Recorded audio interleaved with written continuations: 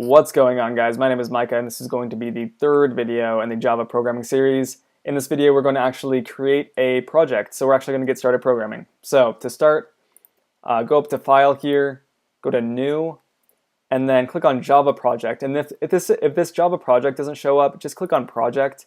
It'll bring up this Options menu, and click on Java Project from this menu. I think that other Java project only shows up after you've created one Java project in Eclipse. So for the project name, we're going to call this Hello World. Hello World is a programming tradition. Basically, new initiates to programming always print out console output saying Hello World. It's just kind of a programming thing, and it's been around pretty much since the beginning of computers. So there's that. We're going to use default location, so this is going to save it into the workspace in our Documents folder. Use the default GRE, click that, and then we should be good to go. Don't worry too much about this working sets business. So click Finish, and it's going to generate our project. So now over here, you see in our project navigator, we have this project called Hello World. Now if you expand this here, you see that we have this SRC folder, which stands for Source, and the JRE System Library. The JRE System Library is basically it's basically the JDK that you installed earlier. It's how it's like the Java programming language, basically, is what this file stands for. And you don't even really mess with this at all ever, but you can see everything that's involved in it. But that looks complicated, so if you're a beginner, don't worry about it. For the source folder, this is where all of our source files are going to be. So pretty much everything within this project is going to be contained within the source folder. You see that we don't actually have any file open right here, though, so we can't really do anything yet. So to create our first file, right-click on the source folder, go to New, and go down to Class here. So we want to create a new class. And a similar window shows up. You see it says the source folder. It's going to be in our Hello World project, contained within the source folder. Don't worry about the package. We can do the defaults. And now we want to go down to name, and now we want to name this class. So we're going to name this, we're just going to name this Hello World, because it's going to be our main file. It's going to be where our program starts. So this is going to be public. You're going to go down here. Don't worry about these interfaces yet, or the superclass. I'll be explaining that in future tutorial videos, kind of those concepts there. But you do want to click this public static void main scary line of code right here. If you have never programmed before, you basically just need to memorize this. This is how the computer knows where to start within a program, and you'll see that in just a second. And then all this other business, don't worry about it. Click Finish, and it's going to generate our first code file. So this is the beginning. So this is the first code file. You can see it says public class Hello World. Because we created a new class, pretty much everything within programming languages, at least object-oriented programming languages like Java or C++, are contained within classes, and I will talk about that in the future. More in the future. Classes, basically, it's anything that has similar characteristics. So anything in the world can be a class. I can be a class. This lamp can be a class. If that doesn't make sense, I'll explain it in the classes tutorial video in the future. So we have public class. Public just means that basically anyone who has access to this file can access the Hello World class. And public down here kind of means the same thing as well. There's basically two main keywords you have to worry about. This can be public or private. On the main method, it is always public for the most part, just because you want the computer to actually be able to access your main function. So this is this line of code right here. As I was saying, this is what lets the computer know that you are starting this is where you're starting your program.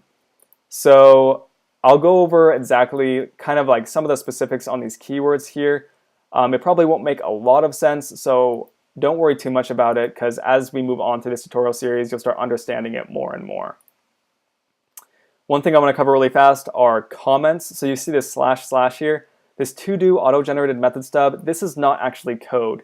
This is just for human eyes only. So anytime you put a // I can type in anything I want here, and the computer is not going to interpret it. it's just going to be, it makes the code more readable, and you enable that with a // Now, if you want to do, let's say I want to do a multiple lined comment, you can do / and then put an asterisk, then hit enter. And you see that it gives us this deal right here. We can make this bigger, and then we can type in paragraph, lots more information, all this business right here.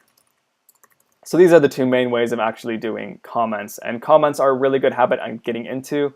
I'm really bad at doing them. I generally end up just coding a ton. I have this big files, and when I come back to it like 2 weeks later, it's really hard to understand. So commenting your code is a really good habit to get into. So for this public static void main function, you see that the public keyword just means it can be accessed outside the file. This static keyword means that you can access this without creating an object for your class. This is going to be hard to explain because so many of these concepts you need to cover in depth before you actually understand them. So bear with me here. You have the void function. This means basically it's not going to return anything. Functions can return numbers or strings, or they can return nothing. The main function doesn't return anything. The main keyword means that this is where the program is going to start. And then the string bracket args. This is a way, I've never actually used this. It's a way you can pass things into your function from the console or the terminal. So they just have this here just in case you want to use it, but the vast majority of the time you don't actually end up using it. So before we get to the end of this tutorial video, I actually want to run this program so we can actually print something out. So go down here, type in system.out.println, and println stands for print line. Put in a parenthesis, put some quotes, and we're going to type hello world here. Then we're going to put a semicolon. So system is part of the JDK. It's part of Java. It's just one of the classes that you can use, and that's the power of the Java programming language, is using these things that are part of the language. So there are all these keywords that do different kinds of things. System.out, anytime you put this dot right here, it means you're using something within that object, or within that class. So you have system.out. Out is contained within system. Println is contained within out. So it's kind of like, think of it like the folder system on your computer. It's kind of just how you organize a programming language into all this different functionality. So you have system.out.println hello world. Now, if we run this program, you can see this little green run button right here. If you click that, it's going to say select the resources to save. It's going to do hello world, going to run it, and it's going to pull up the console down here. So the console is where we're going to be doing a lot of our initial coding. This is a way of just printing it out to the computer so you can see what's going on within the program. You see that it prints out hello world. So awesome, we actually have a program that actually does something. So in the next tutorial video, we're going to cover more on this println statement and some other console output statements. But as of now, you guys have a working program and you're well on your way to more complex programs. So thank you guys for watching, and I will see you guys in the next video.